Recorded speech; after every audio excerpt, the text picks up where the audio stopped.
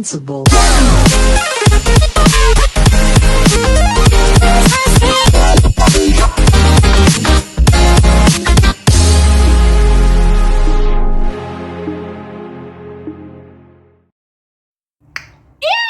Gente, aqui é a Manu e demorou para eu fazer esse vídeo, pois eu tive uma semana apertada, então me desculpem. Então vamos começar esse vídeo em comemoração à estreia do live action de Como Treinar Seu Dragão.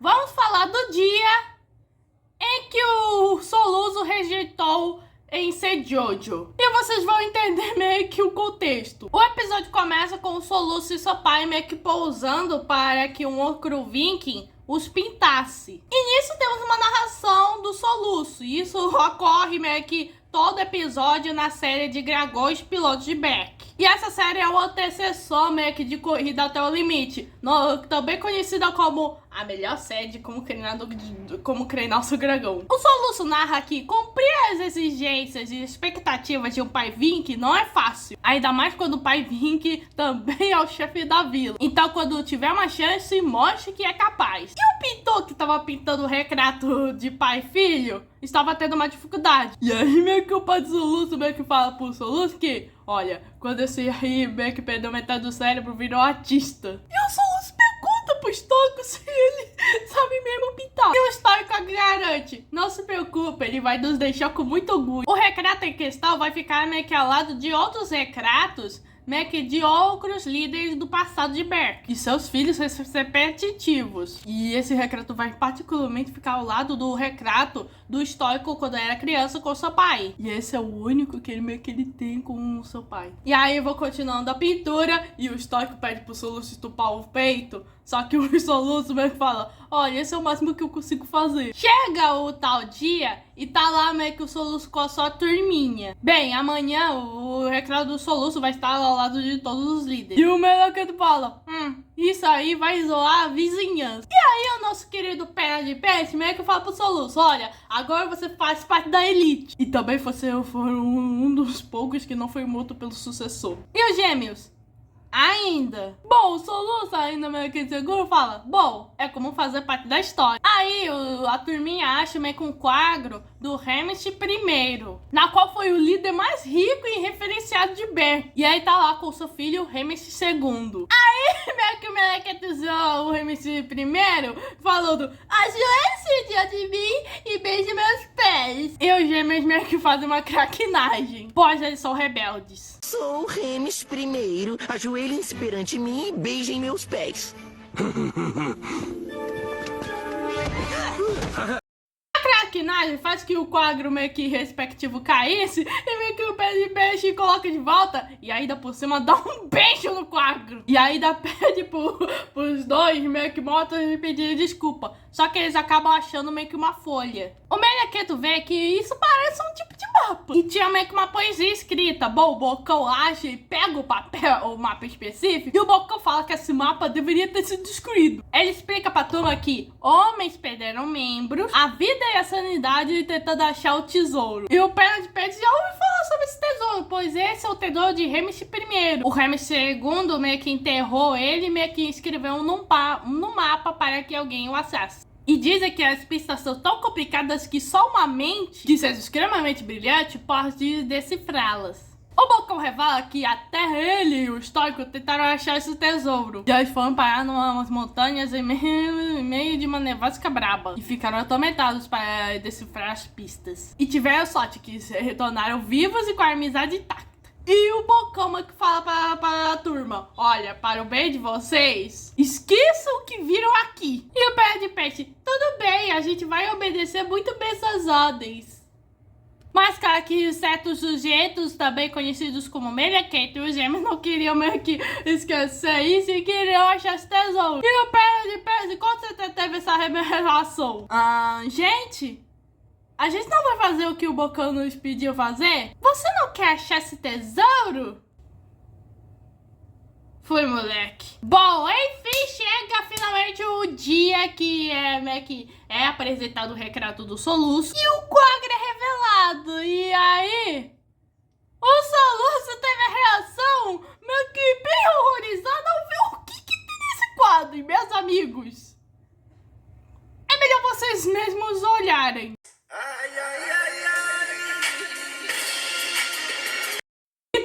literalmente o soluço que parece ter saído de Jojo. É um Frankenstein de músculos. E ainda pra piorar a situação, a Screed e a cabeça quente não ajudam, pois elas olham sonhadoramente meio que para os músculos do soluço.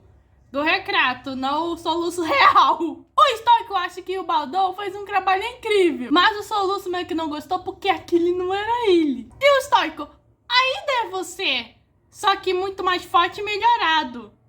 Pô, Stoico, assim você não ajuda. Após ter sua autoestima abalada, ele vai conversar com a Screed. O soluço vai falando meio que a sua decepção e até fala reclama do seu próprio nome, pois é uma tradição Vink chamar os nanicos de soluço. Então eles até vê um Vink meio que guiando uma ovelhinha que é meio que mais baixinha que as outras, falando: vem, Solucinho, vem! E o Soluço se questiona o que ele vai fazer para o pai dele aceitar como ele é. E parece meio que igual a premissa do primeiro filme, onde meio que o Soluço meio que tem essa questão do pai com o seu pai. Só que isso vai mais pra externa do que pra interna. A Screed tenta consolar o Soluço, falando que o Stoico prefere mais o quadro do que ele.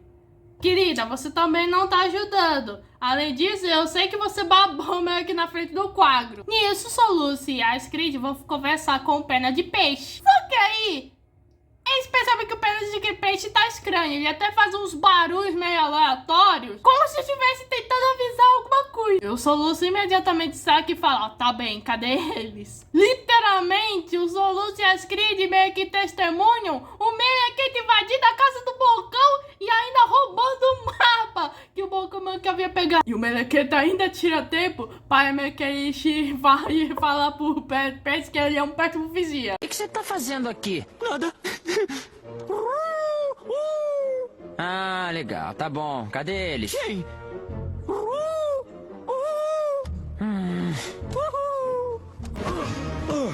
Eu peguei o mapa.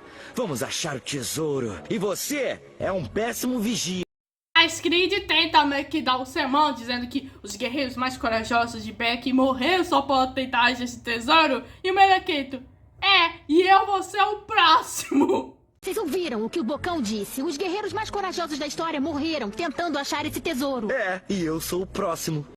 O Perna de Peixe concorda com o Melequento, um dos poucos casos raros, dizendo que eles vão ser lendas e que vão cantar músicas sobre eles. E a Screed fala: sim, vão cantar música de funeral. E quando ela fala que meio que nem o pai do Soluço conseguiu achar o tesouro, o Soluço meio que concorda em ir com o Melequento para achar esse tesouro, para fazer algo que Stoico e Mason nem mesmo conseguiu.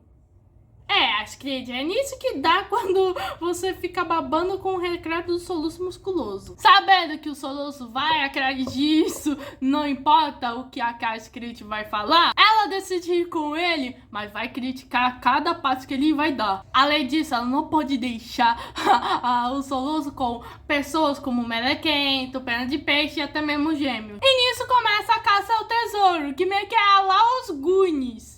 Ou seja, esse episódio meio que é uma grande homenagem aos Goonies. Inclusive, clássica dos anos 80. Bom, a primeira pista é o seguinte: onde o mar vira campo terrestre, na curva do joelho do mestre, de lá onde a busca começa. E todo mundo meio que nem entende o que é isso. Até mesmo meio que o cabeça dura tenta pensar, mas ele esquece do que ele tava pensando. O Soluço olhando mais de perto, aí já começa a ter uma ideia. Então meio que o grupinho vai de volta para o salão e vê os recados meio que dos chefes dos seus filhos. E aí eles olham para a arte meio que do Hermes I. E meio que o Soluço meio que acha que a pista pode estar na praia. E aí a turma vai e finalmente a estreia do show chegou. E o Soluço já tá com o Banguela e os outros estão com seus dragõezinhos, a Tempestade, Tentosol, Batatão e a Rota e Vômito. E aí que vamos para a segunda pista. Daqui vocês verão a semente plantada. Procurem a correnteza em que Osso é transformada. O Melequento já não acha isso mais sentido, mas o Soluço meio que pensando, ele acha que meio que ele deve estar se referindo a gelo. Então eles vão ter que ir para a geleira. E de volta para Macbeth, o Stoico tá dando meio que um sermão no Bocão. E o Bocão: eu sei, eu sou um grande de um idiota. Meio que o Bocão que pensou que eles poderiam tentar encontrar juntos. E acho que voltaram cedo demais. E só perderam alguns dedos. E talvez o Bocão tava se referindo a si mesmo. E o Stork já deve estar sabendo que as crianças meio que já estão procurando o tesouro. Então eles vão ter que encontrar o grupinho antes que se matem. E o Stork se pergunta por que o Soluço faria uma coisa assim. E meio que o Bocão olha para o retrato do Soluço musculoso e pensa: por que será, né? E, bom, voltando ao grupinho, eles já estão na geleira e tinha um Kaimer congelado lá. E o Soluço vai lendo as saradas. E que a próxima sarada é: busque o Magni e estará sozinho. Freya, no entanto, mostrará o caminho. E o Melequido bata meio que no chão do gelo, só para meio que tentar entender o que significa. E o Soluço salvou meio que o Melequido de uma armadilha. E aí já vê que eles não podem meio que quebrar o gelo, pois Magni é o deus da força. E Freya é a deusa do fogo. E é isso que eles vão usar. Então eles vão usar meio que a ajuda do nosso Banguelinho. E aí eles acham meio que um pedacinho de metal meio que lá. Só que aí a geleira começa a se destruir. O povo consegue escapar de lá meio que voando nos dragões. Esse pedaço de metal específico meio que é um pedaço que pode levá-los até o tesouro. E meio que o cabeçador tenta perguntar pro pedaço de metal pra levá-los no tesouro. E a Skrit: olha, me avise caso ele responder, tá bem? Voltando a usar o Stoico e o Bocão, eles estão lá junto com o Crovão. Que meio que, pra quem não sabe ou se não viram as séries, meio que o Stoico já teve um primeiro dragão, que é um tambor crovão chamado Tornado. E o Bocão já identifica a pegada de fúria da noite. E aí eles estiveram meio que por aqui meio que 1 hora atrás. E aí o Stoico: pô, qual é o cheiro de 1 hora atrás? E o Bocão: não tão forte quanto meia hora atrás. Estiveram aqui há 1 hora atrás. Sinceramente, eu nunca entenderei como você faz isso. Qual é o cheiro de 1 hora atrás, Bocão? Não tão forte quanto há meia hora atrás. O Stoico e o Bocão acham a geleira se destruindo. E o Stoico acha que as crianças devem ter achado alguma coisa. E o Bocão: estava na geleira? Eu sabia! E o Stoico: como você sabia? Se você sabia, por que passamos uma semana cavando na areia? E o Bocão: mas a ideia foi sua. O Stoico fala que o Soluço avançou meio que deles, mas de que eles estavam meio que 1 mês. Meio que ele os avançou meio que em uma única tarde. E aí o Bocão: é mesmo, parece que o Solucinho nos superou. E olha que nós somos vikings grandes e fortes. E o Soluço é pequeno, minúsculo, fraquinho. E aí o Stoico: Bocão, no que você tá insinuando? E o Bocão: putz, eu tava me referindo àquele recato. E aí o Stoico já vê: putz, é claro que ele quer mostrar que ele é capaz. De volta à gangue do barulho, eles vão seguindo a mais uma pista. No limite do mundo, no mar nada suave, na boca da serpente, se encontra outra chave. O Soluço raciocina e eles encontram meio que uns pedaços de pedra que se parece muito com uma serpente. O Pera de Peixe acha que o Soluço não pode ir com Banguela numa navegadora de 14 metros. E aí o Soluço tem a ideia de ir no Batatão. E o Soluço vai fazendo isso numa cordinha. E enquanto isso, o Pera de Peixe tá começando a se arrepender meio que com essa ideia do tesouro. Já que ele acha: pô, a nossa missão já não é em si um tesouro. E o Soluço consegue pegar o segundo pedaço de metal usando sua perna metálica. E depois, meio que o Soluço vai encaixando as peças e vê que elas se complementam. E aí que a cabeça quente pergunta ao Soluço o que ele vai fazer com essa parte do tesouro. E o Soluço responde que ele não tá fazendo isso pelo tesouro. E o Melequito: então fica pra mim. A Skit meio que fala que ele sabe que ele não precisa meio que fazer isso. E aí o Soluço: tá, e por que você não diz isso para o meu pai? Isso é karma, menina. E nisso ele já chega meio que no último local onde tem os tesouros, onde se depara com uma parede de pedras. E temos meio que mais um enigma. O mundo será perfeito se as crianças se alinhar. Fora de sincronia, o perigo vai achar. O Lucas do Cep literalmente fala: pô, eu não vou esperar até o anoitecer. Soluço acha que não deve ser meio que uma estrela, literalmente. E a Skrit pergunta: então o que você acha que é? E aí o Melequento: pô, por que você sempre pergunta pra ele? Talvez eu saiba. E o Soluço e a Skrit vão olhando e ele: talvez. Mas acontece que eu não sei. E aí que o Perna de Peixe olha mais pra frente, ele percebe, pô, meio que tem algumas esculturas, umas figuras que se parecem, umas figuras nas pedras. O Melequento puxa a primeira pedra que ele vê, mas nisso começa meio que um derramamento de pedra. E o Melequento tenta puxar e pega ajuda dentro da sala, só que o dragão tava tão distraído, foi que ele não presta atenção até que o Melequento grita.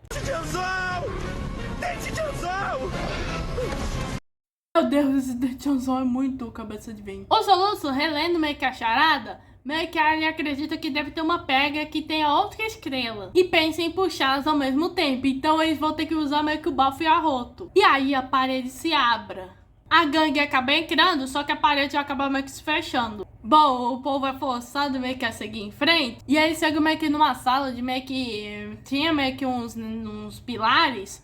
E um desses pilares tá meio que a outra metade. A terceira e última. Só que o Melequento sente que algo tá quente. É aí que eles percebem que o chão do local tava meio que se mexendo. E é aí que o Soluço percebe que são mais dragões. O Perna de Peixe vê que são sem fins do fogo. Dragão é esse que que a pele deles são mais quentes que o sol. E o cabeça duro pega meio que um deles e acha, pô, não, o sol dele não deve ser tão quente. Aí o dragãozinho queima a mão dele e ele... E aí os dragãozinhos assumem meio que uma coloração mais alaranjada. E o Bangan vai dando rajadadas de plasma meio que pra todos os dragãozinhos, junto dos outros dragões. O Soluço meio que vai continuando com o mapa e ele lê mais um enigma. Algo puro, algo duro. Olhar primeiro pra si é o caminho seguro. O Soluço consegue meio que achar meio que o último pedaço, pois meio que o pedaço específico tinha um reflexo. Só que aí o local começa a tremer e o Soluço e o Banguela acabam caindo. E todos, principalmente as Cris, ficam preocupados. Mas eles precisavam meio que sair do local que estava desmoronando. O Soluço e o Banguela estão bem. E aí o Soluço meio que acaba encontrando um buraco, na qual as três peças juntas são perfeitamente encaixáveis. O Soluço as coloca no buraco e isso as abre para meio que uma nova um novo meio que corredor. E o Banguela meio que se pergunta se deve ir meio que o Soluço. Olha, a gente já veio até aqui. Enquanto isso, do lado de fora, tá todo mundo apavorado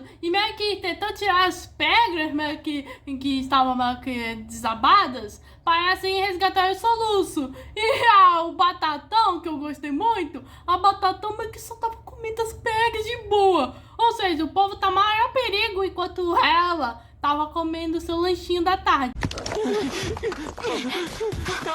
Vai, continua.